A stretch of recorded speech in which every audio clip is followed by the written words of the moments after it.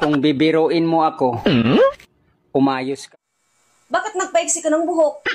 Pero hindi naman nag-ahit ng bigote. Saan ka galing? Tinignan ko lang yung alaga kong mga manok sa labas. Yung dede mo.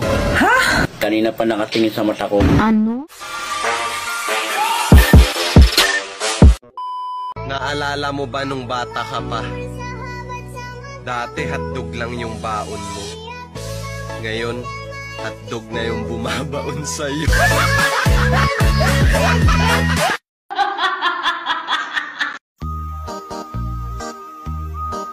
Nabalitaan mo ba yung lalaki na nananapat ng magaganda? Huwag kang mag-alala. Ligtas ka. Diba? Gago!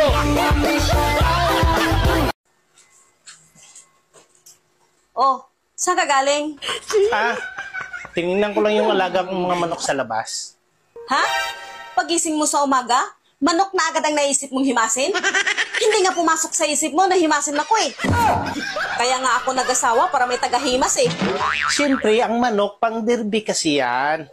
Kaya kailangan niyang himasin na talagaan para manalo. So ano ngayon kung pang derby? Ikaw kasi, hindi pang derby. Matatalo lang tayo. Kaya malaki yung pinagkaiban nyo.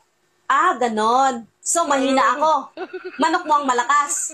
Paano mo sabing matatalo ako, ha? Ang manok kasi, ihiga lang yan, titihaya lang yan pag tinamaan. Ikaw naman, bago mag-umpisa yung laban, hindi ka pa tinamaan, nakatihaya na. Bago mag-umpisa yung laban, talo na agad. Tapos nakataas pa yung dalawang paa mo. Walang kalaban-laban. Kumusta ka na? Bakit hindi ka sumunod sa Barcelona? Ha? Kung talaga mahal mo ako, dapat sinundan mo ko. What? Hindi mo naman ako binigyan ng pamasahe eh. Gago!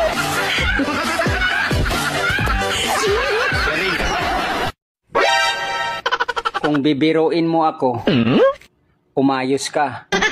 Baka hindi ko mapigilan ang sarili ko at maseryoso pa kita.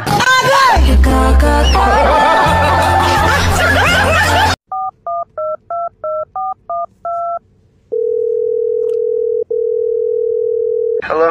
Hello, boss. Hello, boss. Good morning, boss. Hi. Yeah, I just called you to say that I will not come to work today. I will use my leave. What leave? You already used all your leave. No, boss. I still have one more leave. What leave is that? Leave me alone. Bye.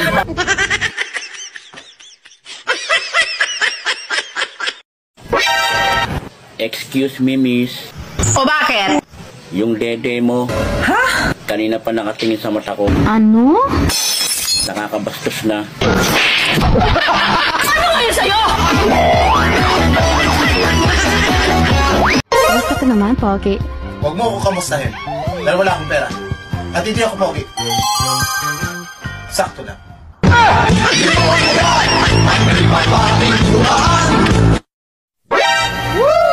Kapag pinutukan ka, huwag ka iiyak, tumakbo ka. Punta ka na ospital, pa-check up ka.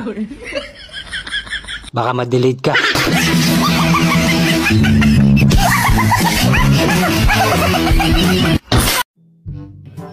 Oh mahal, bakit parang malungkot ka? Mahal, sabi kasi ni Mama, hiwalayan na daw kita. Ha? Bakit naman? Hindi pwede, hindi ako papayag.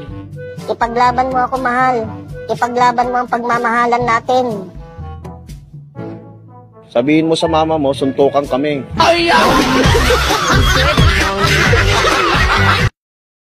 Ayoko na. Pagod na ako. Pagod na ako magluto, pagod na ako maglaba, pagod na ako maglinis ng bahay. Pagod na rin ako makipaglabing-labing sa'yo. Oh no! Kung pagod ka na, magpahinga ka. Pagod ka na maglaba, nandiyan si panganay. Pagod ka na magluto, nandiyan si pangalawa. Pagod ka na maglinis ng bahay, nandiyan si bunso. Pagod ka na makipaglabing-labing, nandiyan si kumare.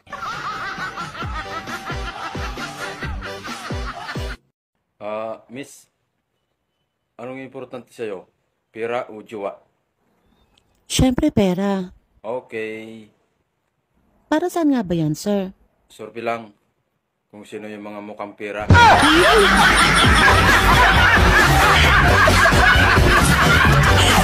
Oh, bakit nagpaiksi ka ng buhok?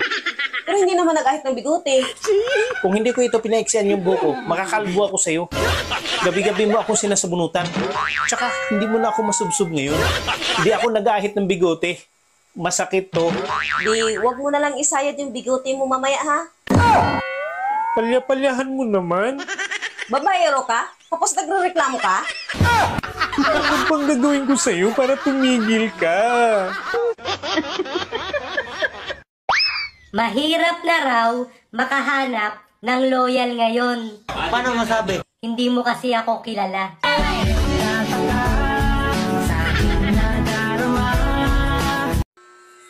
Kahapon ka pa umalis ah. Ngayon ka lang nakauwi. Di ba sabi ko sa'yo, uuwi ka ng maaga? Oo nga. Oh, anong ginawa mo? Oo, anong oras na ba? 7:00 na ng umaga. Oh, maaga pa naman ah. 7:00 pa lang. Oo, 7:00 pa lang. Pero bakit hindi ka umuwi kahapon? Wala ka naman sinabi sa akin na araw-araw pala ako uuwi. Sabi mo sa akin maaga. 7:00 pa lang oh. May milagro ka na namang ginawa, ano? Alam mo, hindi kita maintindihan eh. Pinapauwi mo ako ng maaga. Tapos pag umuwi ako ng maaga, nagagalit ka. Tapos minsan pinapalayas mo ako. Tapos nagagalit ka pag hindi ako nakauwi. May pinapalayas ba na umuwi? Alam mo, ako yung naninita sa'yo. Pero parang ako pa may kasalanan eh. Kahit na na-corner ka na, nakakalusot ka pa. Lagi ka na lang may katwiran. Wala naman talaga akong kasalanan eh. Wala naman talaga akong ginawa. Kala mo hindi kita sinundan, ha? Nakita kita hila-hila ka ng babae papasok sa hotel. Ito ang picture, oh. Paano ka ngayon makakalusot? Dapat, nilapitan mo kami. Sinita mo dapat yung babae. Babae yung nagluluko dyan eh. Kita mo ako hila-hila ng babae. Ako yung biktima niya dyan. Nakakawa nga ako dyan eh. Andun ka pala. Bakit hindi mo ako tinulungan? Grabe ka. Wala ka man lang puso. Ah, ganun ba? Sorry talaga ha. Bati na tayo. Sabi ko naman sa'yo eh. Biktima lang ako at pipilit lang ako. Ito oh, may isang picture pa akong ipapakita. Ito, nakapatong ka na dyan. At ang laki ng ngiti mo. Mukhang hindi ka naman pinipilit dyan. Hindi ka rin biktima. Kasi ikaw yung tumatrabaho. Kasi yan... ano kasi? Ano? Ano kasi niya yung... Sorry ha. Hindi na maulit. Sorry. Akala mo ha? Hindi na maulit.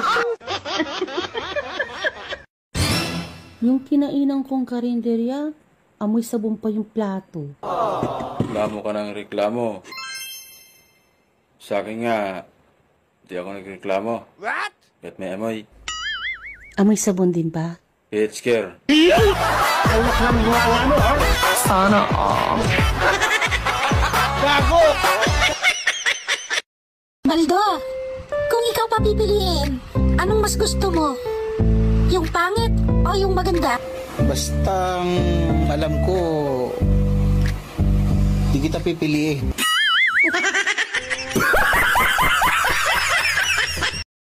Alam mo, mahirap maging babae. Dahil kapag kami nanganganak, yung isang paa namin nasa hukay. Mas mahirap naman maging lalaki dahil kapag kami gumawa ng baby, yung isang ulo namin nasa hukay.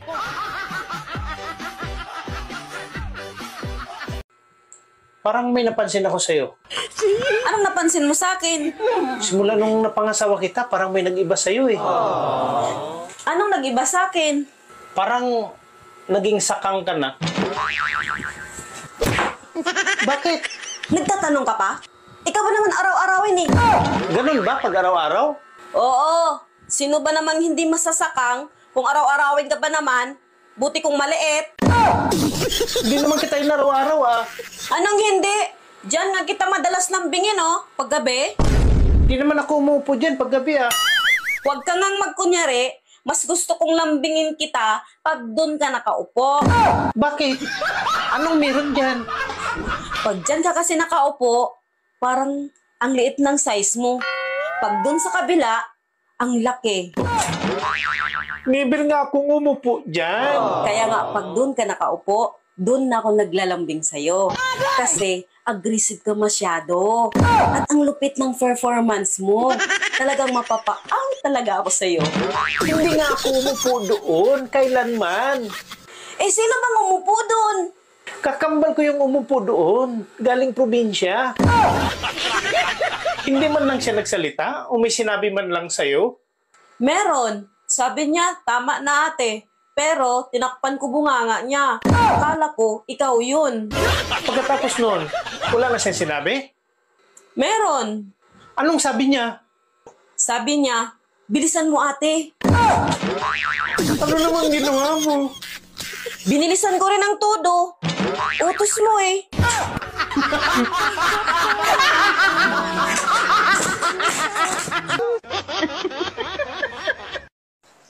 Han, buntis ako. Ha? Bakit ka buntis? Baog ako ah. Hindi pwede yan. Hindi ko pananagutan yan. Ha? Sinabi ko lang naman na buntis ako. Hindi ko naman sinabi na sa'yo to.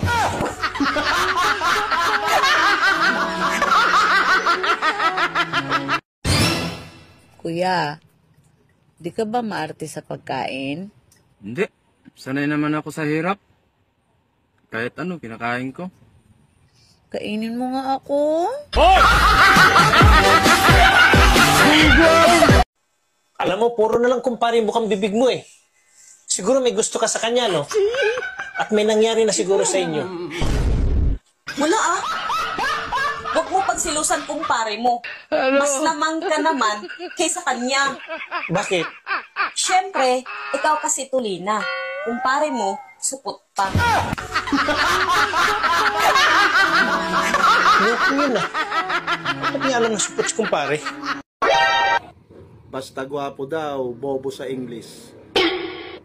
Kaya nga nagtatagalog lang ako eh.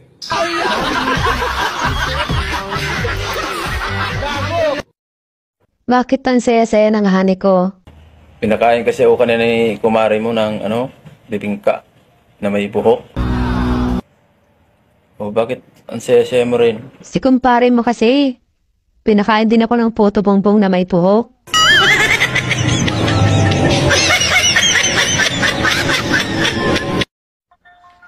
Saludo ako sa mga lalaki na hindi nagsisikreto, hindi nagme-message sa ibang babae, hindi tumatawag sa ibang babae, yung hindi pa uso ang cellphone.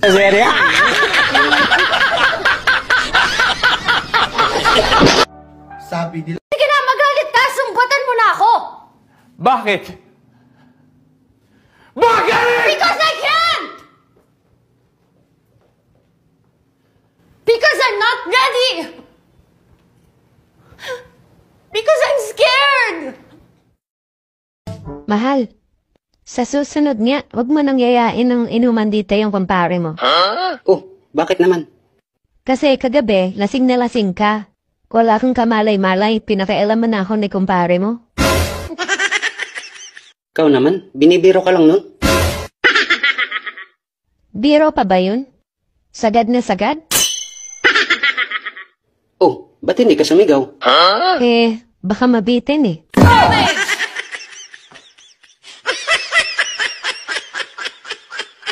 Ma, nag-chat sa akin yung ex ko. Okay. Hindi ka man na magsiselos? Ba't ako ako magsiselos? Eh, alam ko na mamahal mo ako. Siguro may iba na to. Siguro nga hindi na ako mahal nito. O sige na, nagsiselos na ako. Galit na ako. Ilabas mo yung lalaki yan. Nasaan ba yung walang... Ilabas mo yan. Galit ako, galit na galit. Grabe naman mag-chat-chat pa sa'yo. Ang OA mo naman, parang nag-chat lang yung tao eh. Tingnan mo talagang gulo na ito. Ayaw ka ba sa utak? Kailan ka huling nadiligan? Your Honor, hindi ko na po alam. Ganun ba? Sino ang huling nakadilig sa'yo? Your Honor, hindi ko na po maalala po yung pangalan.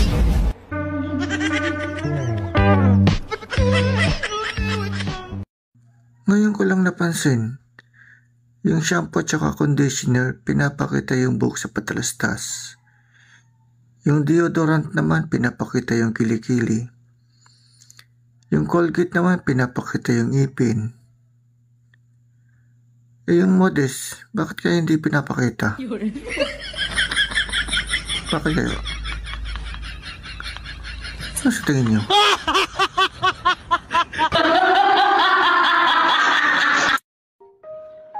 Sabi mo, yumayabang na ako kasi lumalaki na yung ulo ko.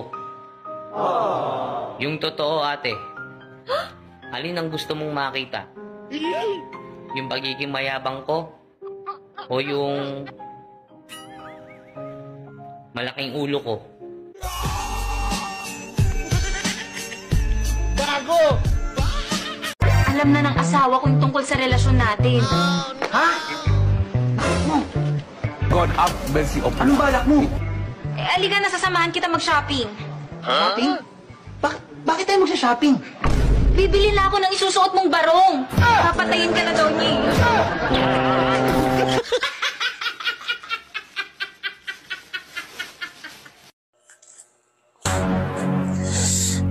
Ako na siguro yung taong pinakamalas dito sa Pilipinas. Bakit? Ano mang nangyari? Noon kasi, nagtatrabaho ako ng maayos. Honest ako sa kumpanya. Pero biro mo, ako pa yung natanggal. Kung nagtatrabaho ka ng maayos, bakit ka natanggal? Iyon na nga eh.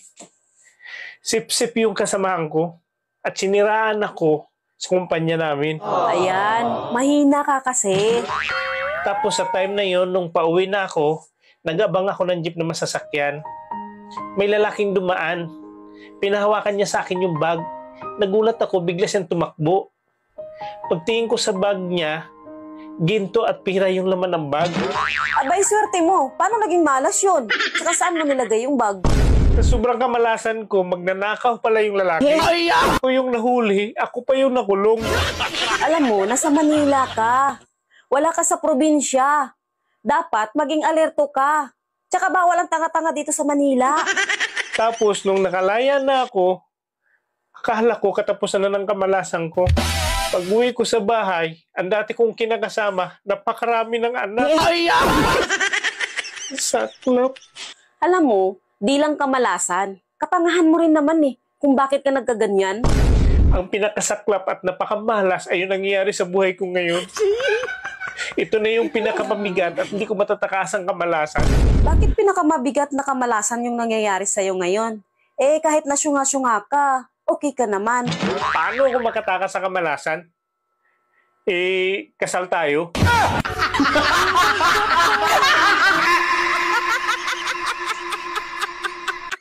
Babe? May tanong ako. Ano yun? Anong grade ka ba nung nagpatuloy ka? Grade 5 na ata yun eh. Oo, tama. Grade 5. Oo kasi grade 6 eh.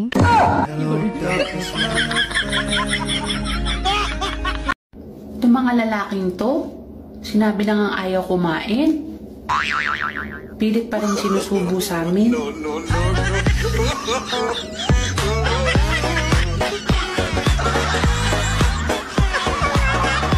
Hoy! Ano tong nababalitaan kong pinagsasabi mo na maganda ako? Oo. Wow! Thank you! Nahiya na nga ako eh. Bakit naman? Kasi hindi naman totoo. Gago! Mas masarap kainin yung tahong na bata pa. Kasi bukod sa sariwa, hindi pa gaano nakabuka. Hindi tulad ng tahong na matanda na, bukod sa hindi na sariwa, busalsal pa.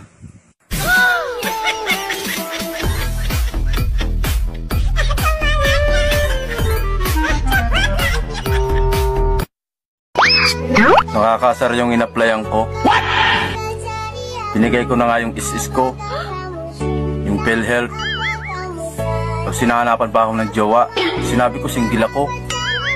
Ang gulo mo. Ano ba yun? Pag-ibig. Bobo ang puta. Gago! Mahalin mo ang kape. What? Dahil kahit walang nagmamahal sa'yo, Nandyan ang kape hanggang sa burol mo. Hindi lahat ng pagkain masarap. Yung iba, maalat.